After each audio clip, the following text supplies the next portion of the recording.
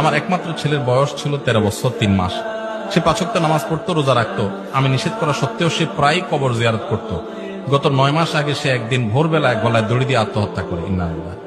আল্লাহ তাকে ক্ষমা করবেন কিনা, আমি মা হিসাবে তার জন্য নাজাতের জন্য কোনো আমল করতে পারি কিনা।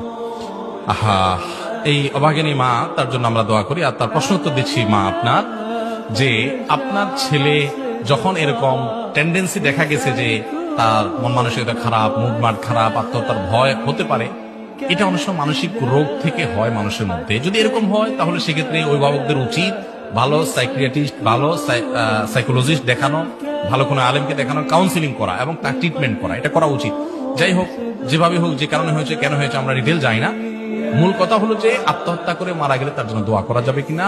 উত্তর হলো ডেফিনেটলি দোয়া করা যাবে, আরো বেশি করে দোয়া করতে হবে। কারণ আত্মহত্যা করে মারা যাওয়ার কারণে সে জাহান্নামী হয়, কিন্তু সে তো বেঈমান হয়ে যায় নাই।